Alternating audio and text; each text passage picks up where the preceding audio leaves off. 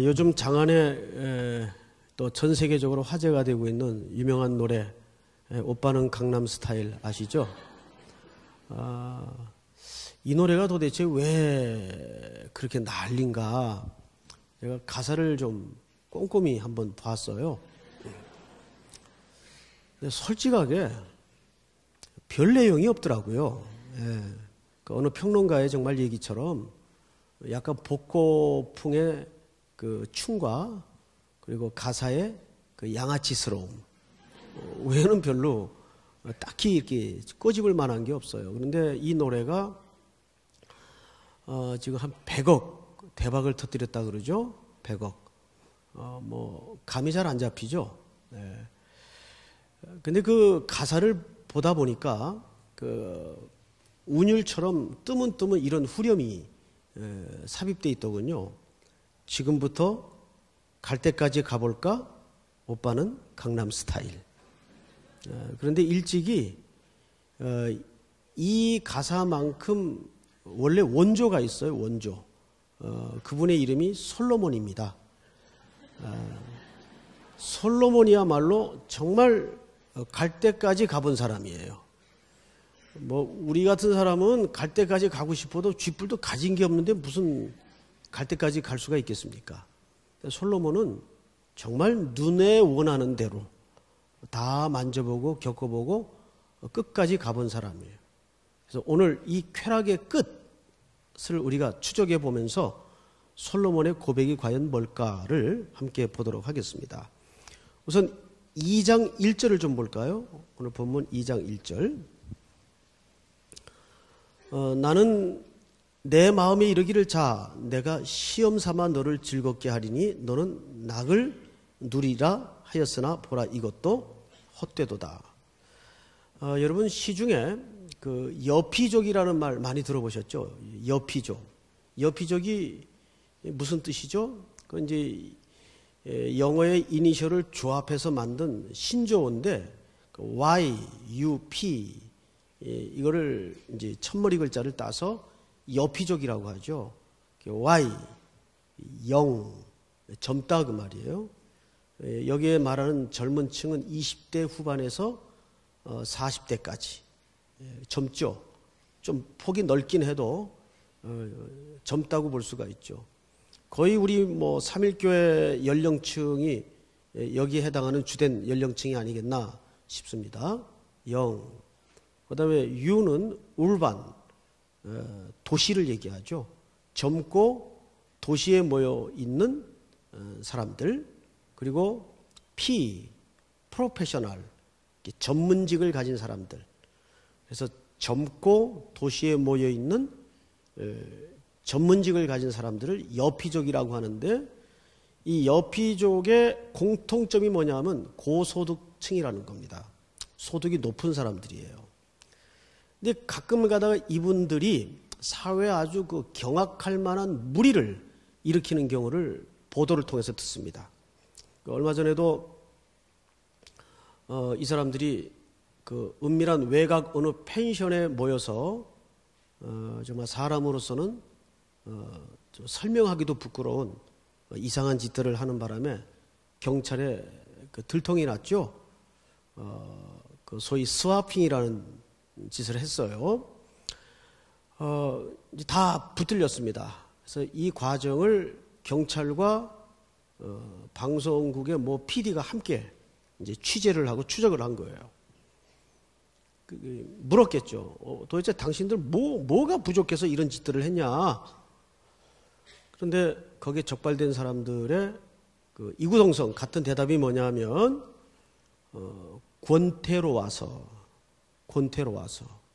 자 생활은 안정되고 소득은 높은데 매일 일상이 똑같은 거예요.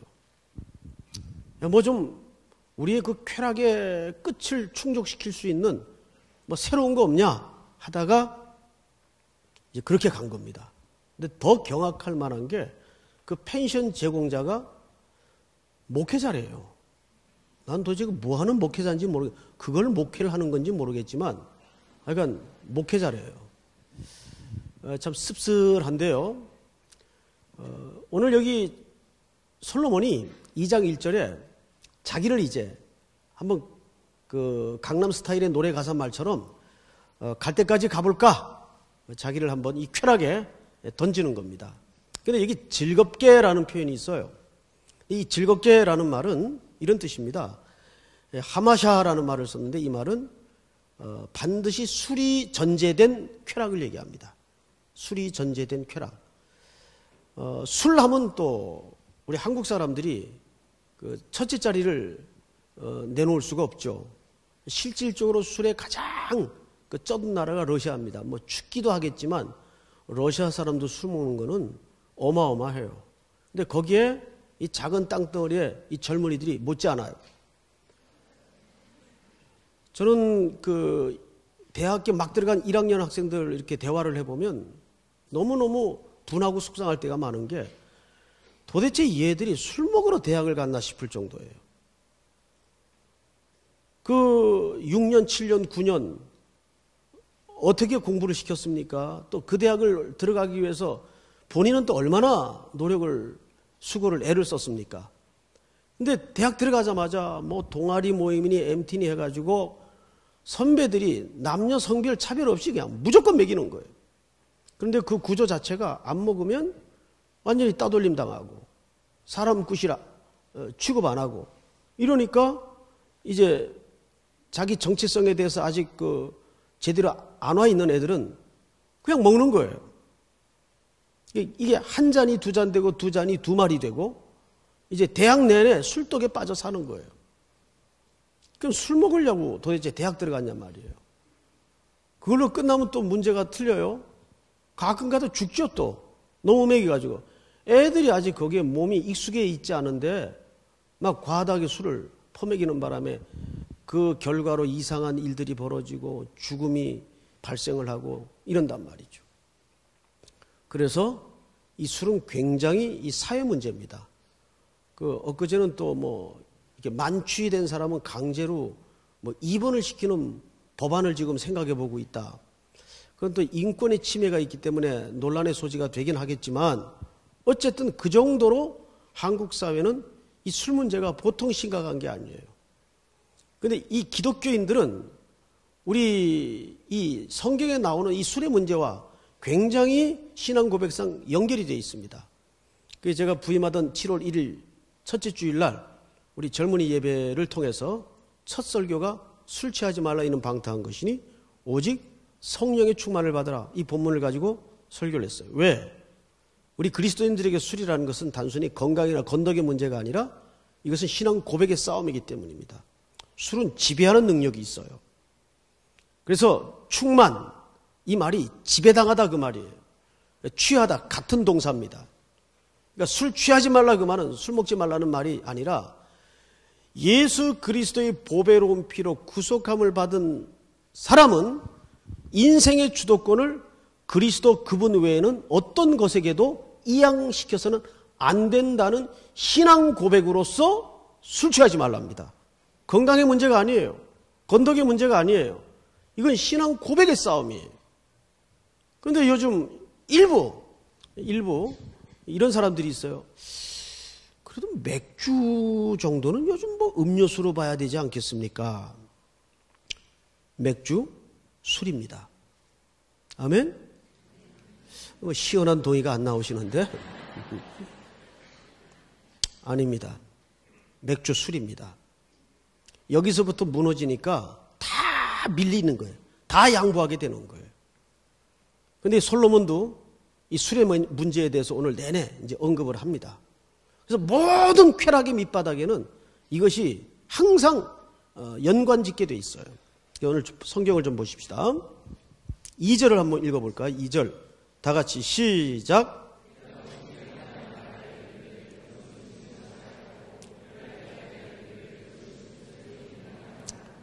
내가 내 마음으로 깊이 생각하기를 내가 어떻게 하여 내 마음을 지혜로 다스리면서 술로 내 육신을 즐겁게 할까? 또 내가 어떻게 하여야 천하의 인생들이 그들의 인생을 살아가는 동안 어떤 것이 선한 일인 줄을 알아볼 때까지 내 어리석음을 꼭 붙잡아 둘까 하여. 자, 여기까지만요. 자, 이제 솔로몬은 드디어 쾌락의 여정을 떠납니다. 이제 싸이의 노래처럼 이제 갈 때까지 한번 가보는 겁니다. 자, 그런데 이 쾌락이라는 논리를, 이론을 그 논리적으로 정리한 사람이 하나 있어요. 이 철학을 공부하신 분들은 이분 이름을 들어보셨을 텐데 에피쿠로스라는 분이 있어요. 이분은 소크라테스나 플라톤의 영향을 많이 받은 분인데 뭐 제자라고까지는 할 거 없고 어쨌든 이 에피쿠로스는 쾌락주의자입니다. 이 사람이 쾌락을 이론으로 논리적으로 정리한 최초의 사람이에요. 이 사람이 어떤 논리를 폈는가 하면 사람은 행복을 추구해야 된다. 즐거울 권리가 있다. 그러려면 인간에게 즐거움과 행복을 저해하는 가장 적이 뭘까? 그걸 연구했더니 죽음이라는 문제에 도달했습니다. 죽음. 그렇다. 죽음이야말로 우리의 행복과 우리의 즐거움을 저해하는 가장 두려운 존재다. 그래서 죽음의 문제에 이르게 되었습니다. 그러면 죽음을 맞는 인간이 도대체 어떤 존재냐? 이거를 과학적으로 이제 분석을 하기 시작했습니다. 이게 철저히 유물론적 사고방식이죠. 예. 그래서 나누고 쪼개지고 나누고 또 나누면 마지막 가장 최소 입자가 보통 우리가 원자라고 하죠. 아톰, 원자라고 합니다. 보니까는 사람이 죽고 나뉘어지고 쪼개지고 나뉘어지고 쪼개지고 결국 남는 게 원자라는 거예요. 원자. 이게 철저한 유물론주의적인 사상이에요. 그러니까 아무것도 없다는 거예요. 인생은 무구나. 아무것도 없는 것이구나. 그래서 여기서 역설적으로 무슨 논리를 만들어냈는가 하면 그러니까 손에 땀이 있을 때 아직 피가 끓을 때 즐겨야 된다. 이게 인간의 가치다. 그러니까 여기서 쾌락주의를 형성시킵니다. 이론적으로. 노세 젊어서 놀아. 화무 11영려 늙어서는 못 노나니. 이런 노래가 그래서 나온지는 몰라도 어쨌든 사람들은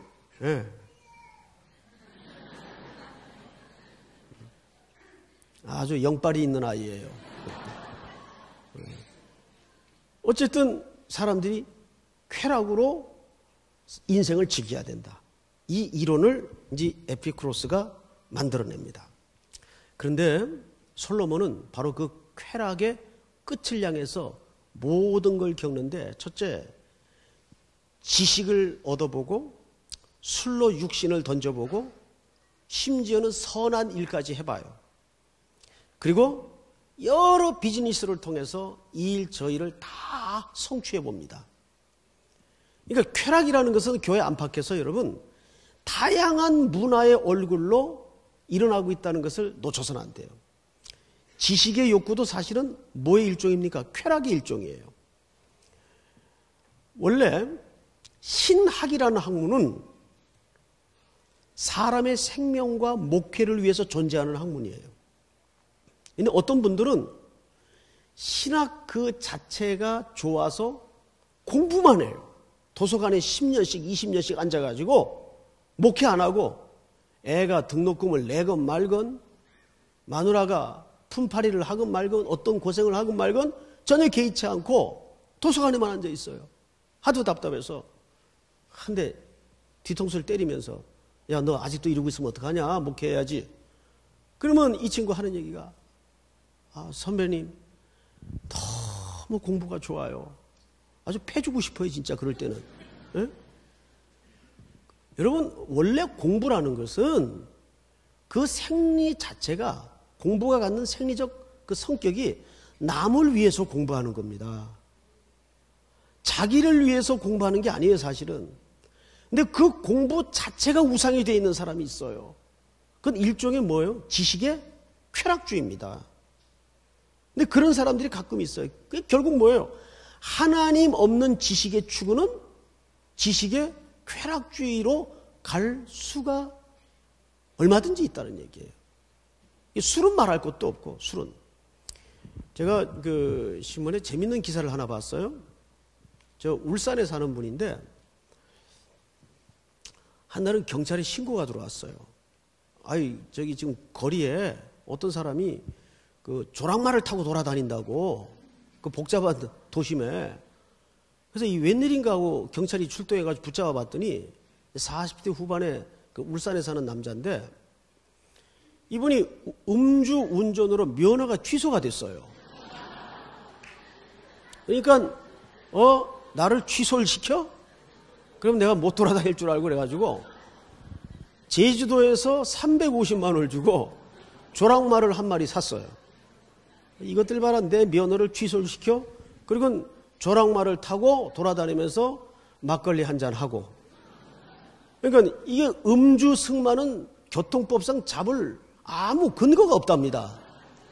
근데 이제 그게 방송에 한번 나왔는데, 그 사람 뒤를 경찰 둘이가 졸졸졸 따라다니는 거예요. 그러니까 PD가 이 사람 왜 쫓아다니냐 그랬더니, 교통법규상 이 사람 잡아놓을 방법은 없고, 이 사람 음주 승마를 막는 유일한 방법은 조랑말이 돌아다니다가, 시내를 돌아다니다가 오줌이나 똥을 싸면 이건 법규상 잡아놓을 방법이 있다는 거, 금지시킬 방법이 있다는 거. 그건 딱지를 띈대요, 그때는. 경찰 둘이 그 술 먹고 음주 그 승마하는 사람 뒤를 졸졸졸 따라다니더라고요. 근데 그 다음에 이 사람이 또 음주 운전을 해가지고 뭐 다시 취소 위기에 있다, 뭐 이런 보도가 있긴 했어요. 하여간 술이 들어가면 사람은 그때부터 제정신이 아니에요. 술은 우리 몸속에 들어가면 우리의 대뇌신경을 제일 먼저 제압합니다. 그때부터는 제정신이 아니고 술의 힘에 의해서 사람이 판단하고 흔들거려요. 그래서 평소에 멀쩡하던 사람이 술에 지배를 당하면 딴짓을 하게 됩니다. 이상한 짓들을 하게 돼요. 별 인간의 죄성이 술을 통해 다 토해내지죠. 술이 인간을 그런 식으로 쾌락을 줍니다. 평소에 못하던 짓을 용기를 내서 하게 돼요. 제 친구 하나는 짝사랑하는 여자가 있는데 고백을 해야 될 텐데, 걔가 고3 때입니다. 고백을 해야 될 텐데 고백을 할 수 없으니까 빈속에다가 소주를 먹고 그 여자 집 찾아가서 대문을 발길로 차면서 뭐라 그랬는가 하면, 야 나와! 꽃이 있어 나비가 날아오는데 누가 말려? 나와! 문이 삐그덕 열리더니 두 바가 나왔는데 아빠하고 오빠가 나왔어요.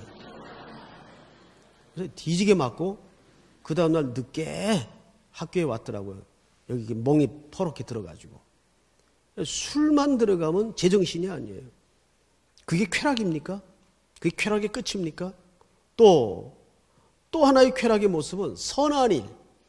여러분, 그리스도 없이, 하나님 없이 이루어지는 모든 선한 행위 중에 정말 휴머니즘적 차원에서, 인간의 차원에서 하는 선함도 있겠지만은 어떤 경우는 그 선한 일들이 자기 쾌락이 되는 경우들이 있어요.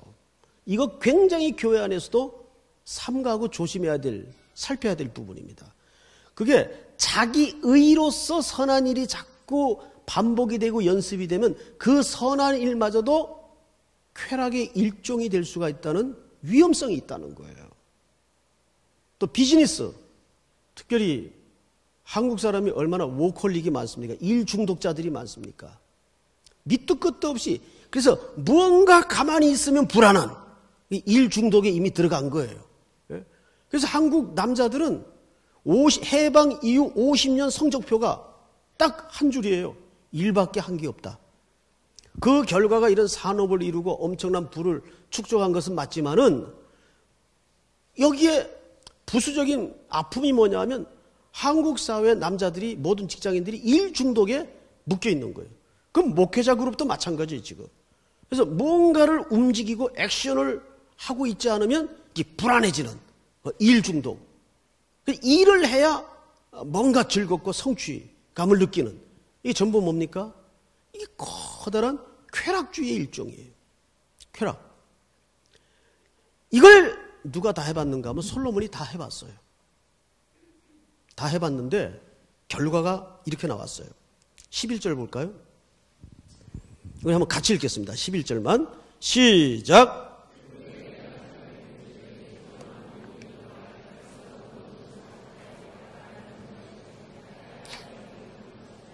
자, 앞을 좀 보실까요, 여러분? 보통 우리가 좌절을 얘기할 때 어떤 상황과 어떤 상태를 좌절이라고 합니까? 보통 좌절을 얘기할 때는 하다가 이것저것 장애가 발생하고 한계에 부딪혀서 하지 못할 때, 꺾여버릴 때, 우리는 그걸 일상적으로, 상식적으로 좌절이라고 얘기합니다. 그런데 성경에서 말하는 좌절은 성격이 조금 틀려요. 성경에서 말하는 좌절은 정확하게 11절의 정의를 그대로 표현해주고 있어요. 볼까요? 그 후에 그걸 다 겪어봤단 말이죠. 내가 생각해 본즉 내 손으로 한 모든 일과 내가 수고한 모든 것이 다 헛되어 바람을 잡는 것이며 해 아래서 무익한 것이로다. 이게 성경이 말하는 좌절이에요. 여기다 하고 온갖 땀과 인생의 투자와 노력을 거쳐서 꼭대기에 올라갔는데 바람을 잡은 것이고 내가 이것 때문에 그 세월을 겪었나. 이게 좌절이에요. 이거는 하다 부딪히는 절망보다 더 큰 좌절입니다. 그래서 그 가끔 가다가 유명인들 또는 연예인들 그 정상에 올라가서 우울증 오는 사람들 굉장히 많아요. 그 왜 그런지 아십니까? 좌절 때문에 그래요. 이건가 결국은. 여러분 여호와 신포도를 패러디한 얘기 하나 들려드릴게요. 포도나무가 있는데 꼭대기에 포도가 열렸어요. 밑에 여우, 여러 마리의 여우들이 서로 올라가려고 막 싸움을 해요. 치고받고. 근데 꼭대기는 몇 마리만 올라갈 수 있죠? 정상에는 한 마리만 올라갈 수 있어요. 결국은 강한 여우 하나가 모든 걸 다 때려눕히고 물리치고 올라갔어요. 이제 드디어 그 톡 건드리면 꿀물이 뚝뚝 흐를 것 같은 그 포도를 이제 따내는 순간인데 밑에서는 패배한 다른 여우들이 부러운 눈초리로 이렇게 올려봐요. 아, 얼마나 맛있을까? 저놈은 좋겠다. 드디어 정상에 오른 한 마리의 여우가 그 포도를 따서 입에 물었습니다. 탁! 어금니로 깨물었는데 온몸이 쩌릿한 신맛이 전율을 타고 온몸에 퍼집니다. 근데 밑에서는 입술 사이로 침을 질질 흘리면서 어떠냐 맛이. 그런데 포도를 입에 문 정상에 선 여우는 야 뭐 맛이 이래 이럴 수 있어요? 못 그럽니다. 죽인다. 맛 죽인다. 속은 막 지금 쉬어가지고 미치겠는데 죽인다. 그렇게 거짓말을 하고 내려왔습니다. 또 다음 타자가 서로 싸움을 해가지고 그 다음 강한 놈이 올라갔어요. 똑같은 상황이 벌어졌겠죠.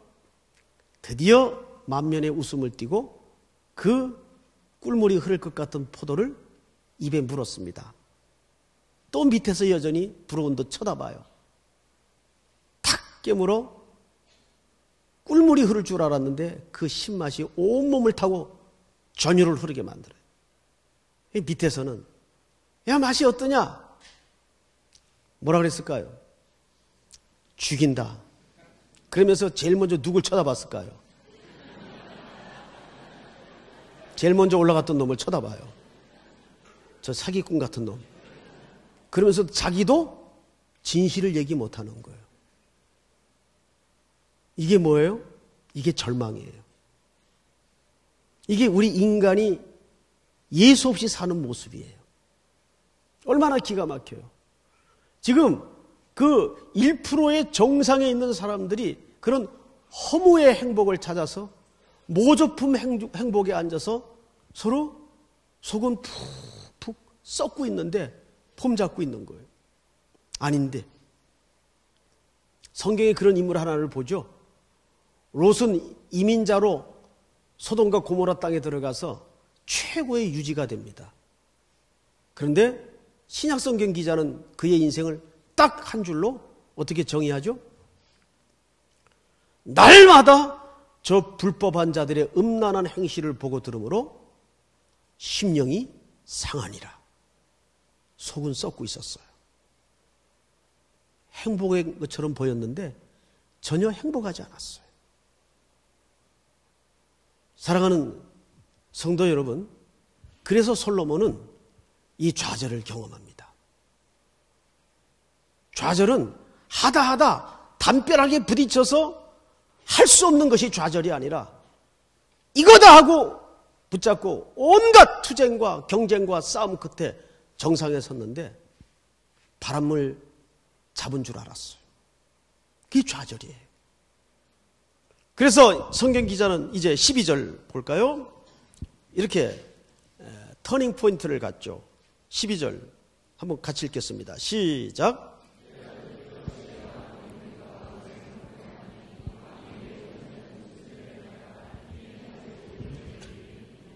자, 이제 앞을 좀 보세요. 이제 이 솔로몬은 그 쾌락의 끝에 가서 절망을 만나죠. 그리고 돌이켜라는 말은 무슨 뜻인가 하면 회개했다 그 말이 아니라 그는 세 가지를 깨닫습니다. 그게 나머지 전부의 이야기예요. 아, 내가 그 끝에 가서야 내가 세 가지를 깨달았다. 그 세 가지가 뭐냐 하면 첫 번째 16절을 한번 보십시다. 16절. 지혜자도 우매자와 함께 영원하도록 기억함을 얻지 못하나니 후일에는 모두 잊어버린 지 오래될 것임이라. 오호라, 지혜자의 죽음이 우매자의 죽음과 일반이로다. 뭡니까?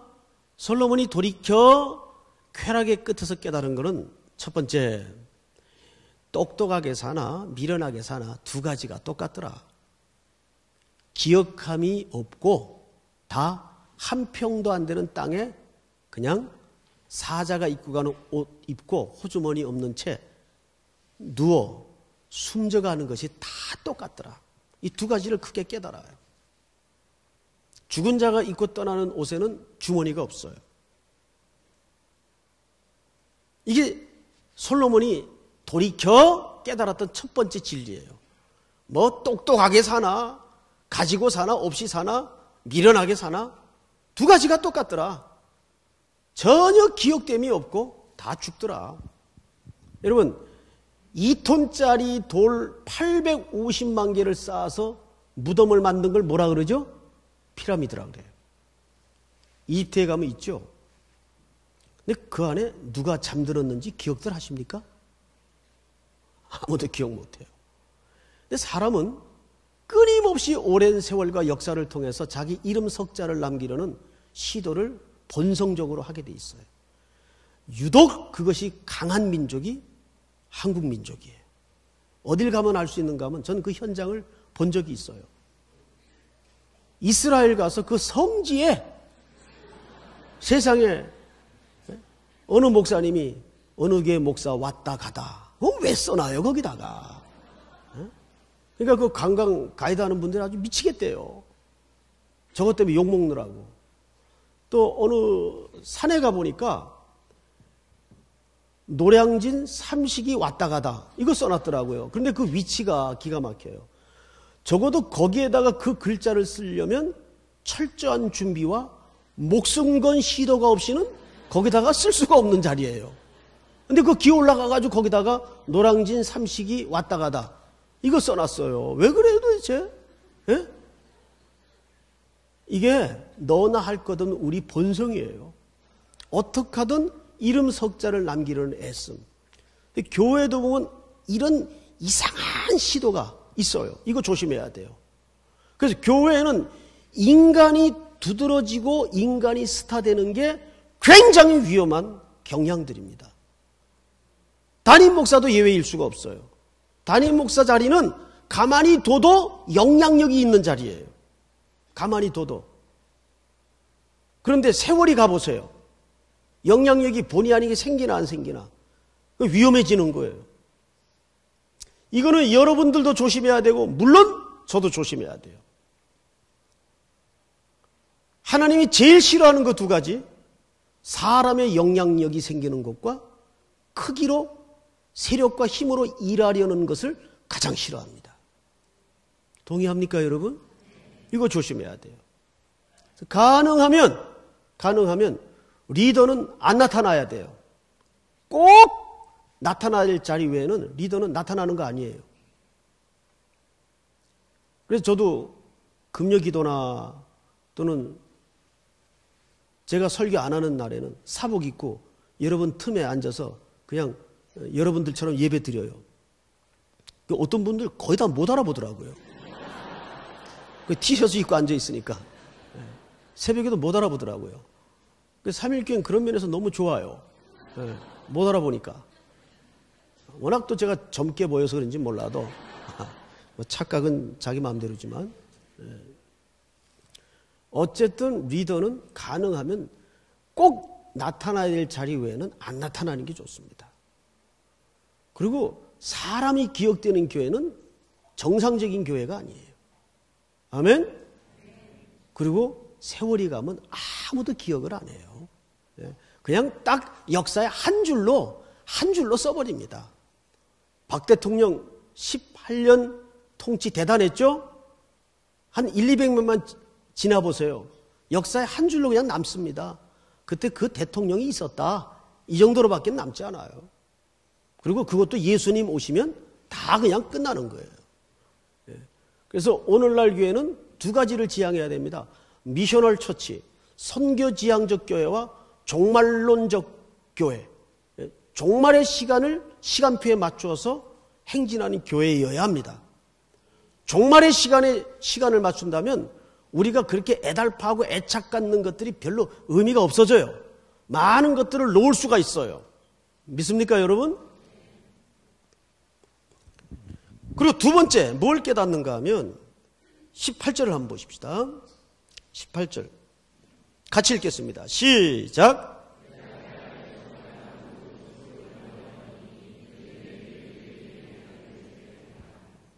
이거는 솔로몬의 개인적인 사연이 있어요. 이 고백을 여기 기록한 이유가 있어요. 솔로몬에게는 가스마리 아들이 하나 있었습니다. 르호보암이라는 아들이 있었어요. 이제 갈 날이 얼마 남지 않았는데 생각을 해보니까 이 부실한 아들한테 이 어마어마한 왕국을 지적인 재산과 물질적인 부를 물려주고 떠날 생각을 하니까 아까워서가 아니라 이런 부실한 녀석이 이거 제대로 간수를 하겠나. 그러면서 깨달은 게 뭐냐면 결국 사람은 자기가 그렇게 목숨처럼 자기의 전 존재처럼 애쓰고 모으고 바둥거렸던 그 모든 결과물들을 자기가 못 쓰고 가는 폐단이 있구나. 맞아요? 틀려요? 맞습니다. 우리 그 대부호로 알려졌던 록펠러 같은 경우에도 그때 당시 돈으로 최고 수입이 들어올 때가 850만 불이 한 달에 들어왔어요. 근데 그때 그의 상태는 어땠는지 아십니까? 비스켓 2개에 우유 가지고 새끼를 연명하고 있었어요. 몸무게 40kg. 기가 막히죠. 이게 사람은 자기가 번 걸 자기가 쓰고 가는 사람은 없어요. 다 엉뚱한 사람이 씁니다. 참 재밌어요. 다 엉뚱한 사람이 써요, 사실은. 이병철 씨, 정주영 씨. 정주영 씨는 한때 대통령 출마하기 위해서 자기는 100세까지 산다고 떵떵거렸거든요. 그 얼마 안 가셔가지고는 그냥 돌아가시더라고요. 잔 칼망이라는 분이 있습니다. 이 프랑스 기네스북에 등재된 사람인데 이 할머니는 122세에 돌아가서요. 최장수 인물로 일단 기네스북에 등재가 돼 있어요. 이 장 칼망 할머니가 90세 때 그 이후에 누가 45세 된 분이 나름 꾀를 내서 이런 제안을 했어요. 뭐 저 할머니가 이제 90인데 살면 뭐 1, 2년 더 살겠나. 길어야 100살은 못 넘길 거 아니냐. 이런 얄팍한 계산을 가지고 다가가 제안을 하나 했습니다. 할머니 돌아가실 때까지 제가 매달 이제 한국 돈으로 환산을 해보니까 한 4, 50만 원 액수가 돼요. 4, 50만 원씩 생활비를 드릴 테니까 돌아가시면 이 큰 저택 저한테 주십시오. 그래서 이제 사인을 했어요. 그리고 이제 매달 이제 45세 먹은 이분이 4, 50만 원씩을 생활비로 드린 겁니다. 근데 할머니가 안 돌아가시는 거예요. 몇 살까지 사셨다고요? 122세. 근데 매달 생활비 대던 이 사람 몇 살에 죽었는지 아십니까? 77세에 죽었어요. 77세에. 그러면 할머니 돌아가시던 해 몇 달 전에 죽은 거예요. 계속 뭐만 하고 생활비만 대다가. 그러니까 할머니가 몇 달 후에 돌아가신 거예요. 122세. 이게 사람이 겨우 생각해낸다는 꾀입니다. 그리고 사람은 자기가 번 것을 자기가 못 써요. 여기 이제 부모님들 세대도 앉아 계시지만은 저는 개인적으로 자식들한테 유산 물려주지 마세요. 자식들은 섭섭한 소리일지 모르지만은 그건 자식을 위한 소리입니다. 돈이라는 것은 자기가 버는 과정 없이 받으면 그 돈은 반드시 나가끼게 돼 있어요. 로또 맞은 사람들 90% 이상이 왜 패가 망신해서 인생을 이렇게 아주 망쳐놓습니까? 미국에 그런 사례만 연구한 사람들이 있죠. 로또 맞은 사람들이 인생 끝을 추적해보면 하나도 제대로 된 사람이 없어요. 그건 그럴 수밖에 없습니다. 구조 자체가. 왜? 그 돈을 버는 과정을 통해서 인생의 지혜를 배우는 법이거든요. 근데 그 지혜를 배움 없이 결과물만 받았을 때 이걸 어떻게 해야 될 줄을 모르는 겁니다. 다 날리게 돼 있어요. 정말 자녀를 위한다면 물질을 물려주지 마시고 그건 부모들이 알뜰하게 쓰고 가세요. 별로 쓸 데가 별로 생각이 안 나시면 개인적으로 저한테 와서 상의를 하십시오.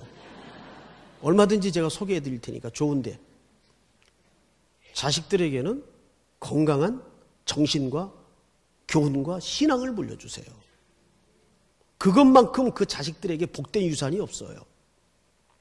그러면서 이 솔로몬이 마지막 깨달은 게 뭐냐면 성경을 보십시다. 26절 다 같이 읽겠습니다. 시작.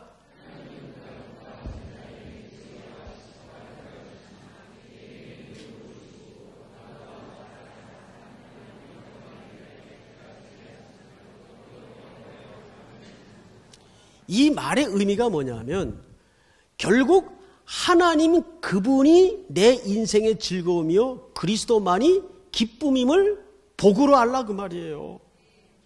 믿습니까 여러분? 우리 노랫말에도 그 요한복음 4장을 중심으로 만든 가스펠송이죠. 운물가의 여인처럼 난 구했네 헛되고 헛된 것들을. 그 여인이 평생 얼마나 많은 남편을 갈아치우고 인생의 목마름을 채우기 위해서 허덕였습니까? 그러다가 그가 운물가에서 누구를 만나고 물동이를 집어던지죠? 예수님 만나고. 아멘? 오늘 이 아침에도 여러분들이 그 예수님 안에서 하나님을 기뻐하는 것이 너희의 복이니라. 이 느헤미야의 말씀처럼 그분을 즐거워하는 진정한 인생의 복을 누리는 여러분들이 될 수 있기를 주님의 이름으로 축복합니다. 다 일어나십시다. 우리 찬양하십시다. 내 갈급함.